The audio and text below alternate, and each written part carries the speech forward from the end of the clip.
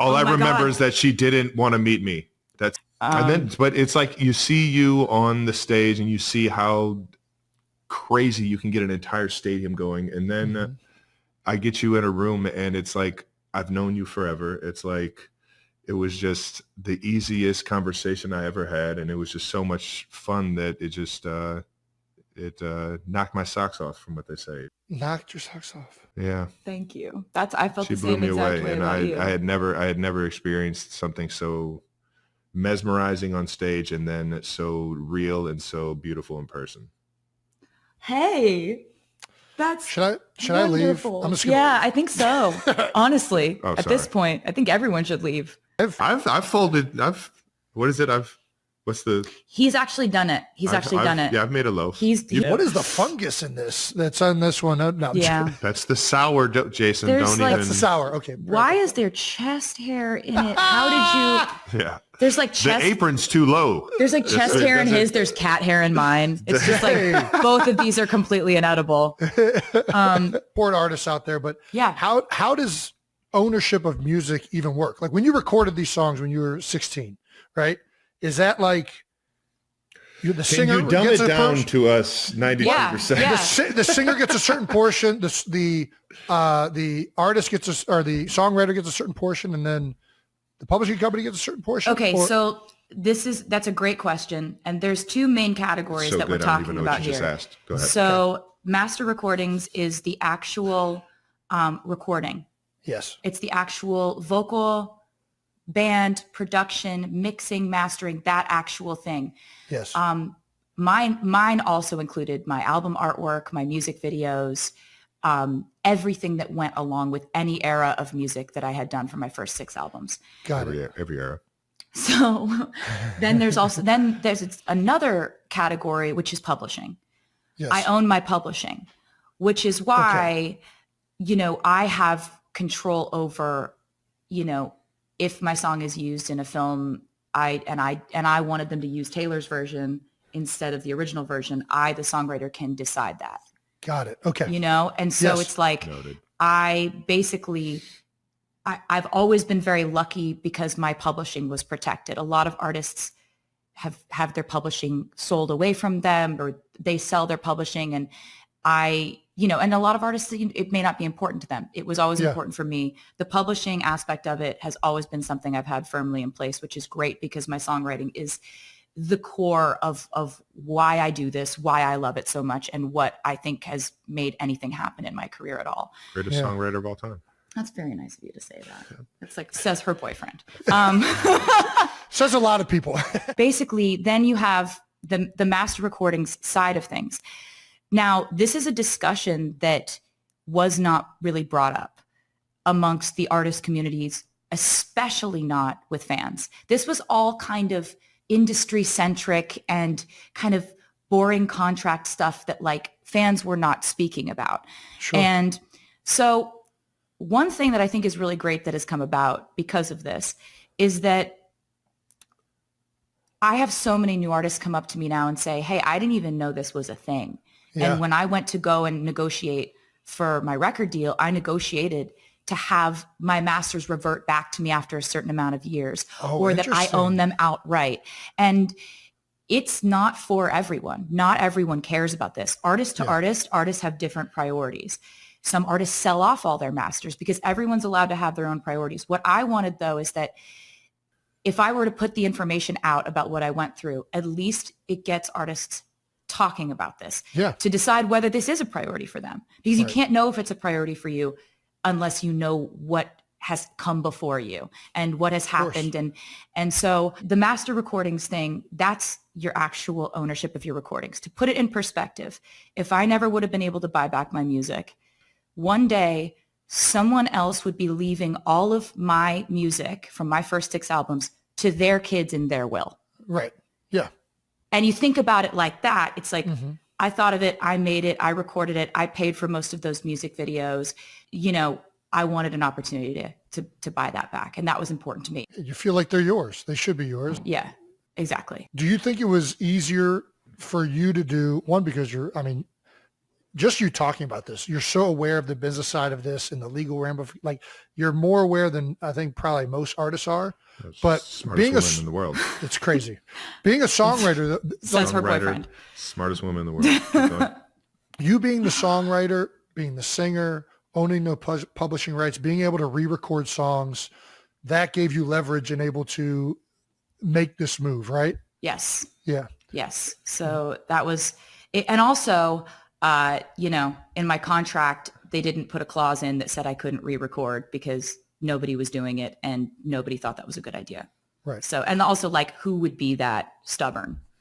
Like who would be that petty? This badass kid over here. That they would record every single thing it's so badass, over and over again. What was your favorite one to not revisit? Not just that. Hold on, Bill. Not just that. Who has a fan base that's going to listen to the same album twice in a row? It's a good point, Jason. It's a good point. Like honestly, and this is where they missed it. You had if you make this a third 1989, I'll listen to that one too. Built.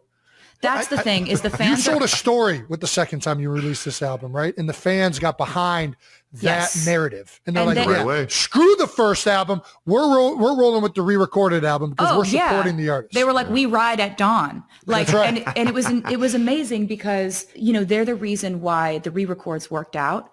Yeah. They're the reason I was able to purchase my music back because they came to the Eras tour, and basically they're the reason why any of this worked out. And I also want to note that like the other people who are like, we ride at dawn, my live band, they played on all the re-records. It's like, you want to know why they sound so perfect on the Eras tour. They played on all those records. Mm-hmm. Like they're session musicians too.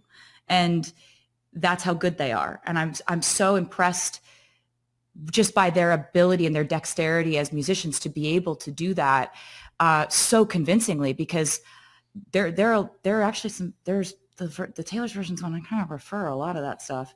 I think it sounds incredible, but I'm happy to have all of it. So that leads me to the next question, Tay. Now that you own all of it, you have the re-recordings, you have the original recordings. What should we listen to?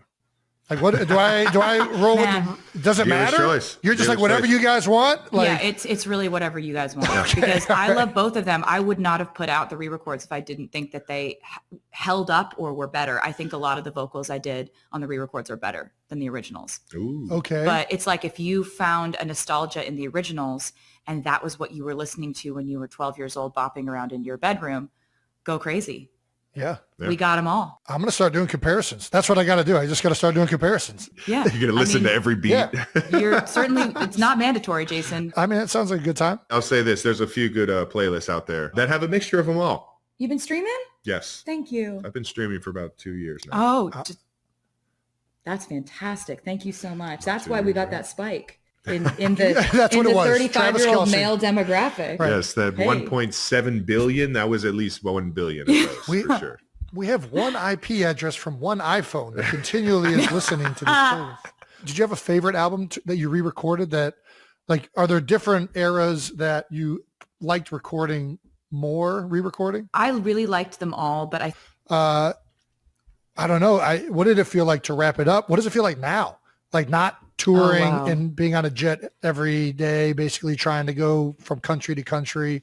Yeah. I mean, it's insane. It feels great, Jason, to be honest. I'm not going to lie to you. You don't miss it? I miss it. I do miss it, but it's like, it was perfect for what it was. Yes, do you know what I mean? Yeah, and it was a lot of physical therapy, and it was a lot of like being in a state of perpetual physical discomfort, kind of like when you're in season, you know? Yeah, no. Yeah. I'm not getting hit my first time by huge 300-pounders, but the heels. When I saw the recovery station in the hotel room after with the toe spacers. I got to acupuncture in that. I'm telling you, dude, the similarities were crazy. I'm like, oh my gosh. She does more than I do. We're like comparing physical therapy stories, like recovery stuff. But have you ever tried taping your ankles? We related on how much torture we put our bodies through. I miss it because I miss the fans and I miss that connection. But at the same time, it was so special. It was like the most formative time of my life. I learned so much about about how far I can push myself. And if I set a goal, making that a 3.5 hour show in the beginning of the tour, it's like, you can't like be sick one day and then decide tonight it's going to be 2.5 hours. Right. And it's really just like prioritizing the fans' Toughness. experience before anything else. And my fellow with a broken heart. Yeah. Don't get me started. Or like, Dude. Don't you get me started. Fine. or like stomach flu, or like just like aching feet or blisters or whatever. Like it just was. Which she had all of this going through. Usually and it's all like, at the same time. But going into her fourth show. Yeah. And it's just, it was kind of the coolest thing in the world, because when we were putting together this tour, I had some really lofty goals I wanted to reach conceptually, because I wanted to show fans, and especially younger fans, visuals and sort of performance art references that were really important to me as a kid and what inspired me to want to do this, right? So like, I wanted to put elements of musical theater, Broadway, ballet, scenery that you would see in an opera, Who thinks like this? I was about to say, I watched the whole tour. I just thought it was amazing. I didn't notice. But that's exactly it. I wanted it to be references that I thought were really high concept and really high value for fans, and for them to see things they hadn't necessarily seen before all in one concert. But I wanted to do it at the highest intensity, rapid fire. You're seeing something new every 15 to 30 seconds. And so it feels like you're scrolling in an algorithm, right? Yes. And when I heard reports of people saying that they got actual amnesia after the concerts, I was like, oh, I think we did it. Yeah. I think we did it. Nailed it. That's genuine. I wasn't even shooting for that goal when they're like, I saw so many things and I experienced a state of euphoria that I now don't remember what happened to me. I was like, oh my God. All I remember is that she didn't want to meet me. That's it. That's it. That's all he got about. And as much as you, and I've told you this, as much as you want to, give New Heights credit, I give the Eras Tour credit. Yeah. I give the Eras Tour credit because if I would have never gone to that show and been mesmerized and just been captivated, and then left with such a desire to want to meet you, I would have never went on here and told everybody how butthurt I was. Yeah, I'd never just been so engulfed in the curiosity of who you were. Oh, that's and really look at this. wonderful. One of the best things about that last statement is you didn't even know what the word engulf meant before, like you met Taylor. Like you've broadened your horizons so much. We're the perfect. I'm telling you, she makes me so much better. Thank you for saying that. Thank you for saying that. But it's like you see you on the stage and you see how crazy you can get an entire stadium going, and then I get you in a room and it's like I've known you forever. It's like it was just the easiest conversation I ever had, and it was just so much fun that it just knocked my socks off, from what they say. Knocked your socks off. Yeah. Thank you. I felt the She same blew me exact away, way and about you. I had never experienced something so mesmerizing on stage and then so real and so beautiful in person. Hey, that's should I leave? I'm just gonna leave. I think so. Honestly, at this point, I think everyone should leave. I don't know where to go from here now. How many countries did you do the Eras Tour in? 47,000 countries, Jason. You just listed that in the beginning. Well, I said 51 cities, which I don't know if that's right. It was a lot of countries. What was really fun about all the countries that we went to is when we first started dating, he was like, I always wanted to go and really vacation in Europe and see Australia and, go to Asia. And I was like, well, I got a tour for that. It's coming up. Nice. You got room for a 6'5" guy to we can figure it out. Like, no, those dimensions are wild, but we'll make some room. I think we'll have to leave some equipment trunks behind. Thank you for accommodating the size, but absolutely would be happy to have you. And we got to travel the world and have vacations and adventures when I wasn't on stage, which was really fun because like Europe was so fun. Australia is amazing. Yeah. It was great. And that entire part of our lives, like I was on tour for so long and now I finally am not on tour. And it's kind of great because I'm getting my hobbies back. Like when I was on tour, all I had the bandwidth for was what's the acoustic mashup this week? How do I say welcome to the Eras Tour in Portuguese? You know, that was the only thing taking up my brain space. And now it's been so fun to see what Taylor actually gets into around the house. It's like, I'd say all my hobbies could be categorized as like hobbies you could have had in the 1700s. You know, like I get on my granny shit. You enjoy doing all of these homey things. That's basically what you're saying? Yeah, I like to sew. Yep. I specialize, as you know, in children's purses and baby blankets. I make 2 things, and that's it. I know that very well. Very good at these 2 things. I love to paint. I love to cook. I have a different baking obsession every 6 months. I'm the luckiest man in the world.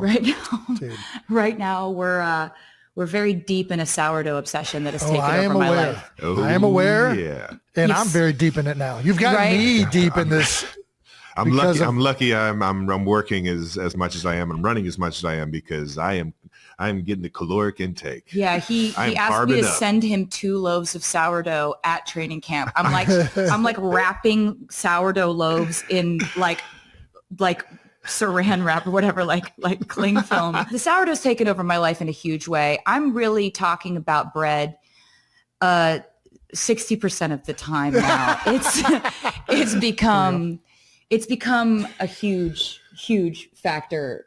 I mean, and she's getting good with making all these different versions of it. Oh yeah. My favorite one was probably, I mean, the regular sourdough is one of my favorites, but the blueberry. Yeah, we do. There's a blueberry lemon. There's cinnamon swirl, cinnamon raisin, and this one I've been workshopping for the girls because they love everything rainbow. Funfetti sourdough. Oh my gosh, that's gonna blow their mind. No, it will, because they love sprinkles. Like we put sprinkles in everything when we hang out. Yeah. It's really She's a loafer for life now. Yeah, and it's gotten loafer pretty crazy over here. I'm just like always like baking bread and texting my friends and being like, can I send you some bread? I need some feedback. Do you like this one better than you liked the other one? Like I did the rise a little differently. I'm on like sourdough blogs. There's a whole community of us, and I didn't know it. Oh my gosh. This is the amount of people hoping that you're on their blog. Oh, I'm on your blog. Girl, I'm on your blog. But it's like, I just didn't know this. There's people like me out there, and this is where the internet is good. This is where the internet is a good place where you can curate a reality where like all I really use the internet for is sourdough. And when Travis shows me videos of otters on his Instagram algorithm. I want an interesting animal. I want a wild otter so bad. I just want to like find these little creatures. Yeah, he doesn't. He wants why a wild one? Why wouldn't you? Because aren't they all wild? Oh no, there's domestic. There's domestic otters. He wants one specifically whose life he saved, who knows that he saved very its noble. life. Who feels? Yes. It's a really specific type of otter he's looking for. The videos that I watch are somebody just in a canoe. Yeah, he doesn't want to like go up to an otter and take it from its mother. No. He wants to see an otter, and the otter's like, my paw's caught in a shell. And he's like, I got you. And then the otter's like, thank you forever with its little paws. And I just bring him anchovies and then it every swims couple up, months. and then and you're kayaking, and it's like doing this to you. Like, that's what he wants. And I want it to, honestly. Who doesn't? Yeah, I mean, who doesn't? Yeah, right. Yeah. So, I mean, do otters eat bread? Can we get a sourdough eating otter? That might be the perfect. We're gonna figure that. I think. I don't know if they do. I don't know. They're probably. But yeah, we had discussed maybe like carrying around cans of sardines just in case we run into one. Nice. It's better in principle than it is in practice. Easier to conceptualize. It seems pretty than the easy though. You just gotta go canoeing. Which is also easier in principle than it is in practice for us in terms of just the weight balance on the water. The hunt. I'm on the hunt for a friend. All right. Yeah. Stuff you didn't know you needed to know, right? Jason. I mean, I love otters. I don't know who doesn't love watching Instagram. This is what life after otters. Eras Tour is, though, Yeah. Jason. You got to, it's so Travis, crazy. I'm retired. I am all in on this. I want to bake. I just don't have the planning behind it. Taylor's a planner, and she's going to have the sourdough alive. We're not going to keep a sourdough alive. I've folded, what is it? He's actually done it. He's actually done it. Yeah, I've made a loaf. You've had one of my loaves, He's actually. done. Jason. He's done all of it. Like we've set it up where it's like I've got a station and he's got a station and he's done all of it. Yep. Okay. So he's actually baked too. Yeah, I've stretched and folded before. Yeah. But there's just like something I've always weighed, slightly I've wrong weighed with all it. the flour. No, his was actually his rose Something higher than wrong with- mine. His was Jason, more delicious than All right. mine. It's like it's also no directions over here, No Jason. chance. I get into the No whole chance, Jason. You've had it, and you said you loved it.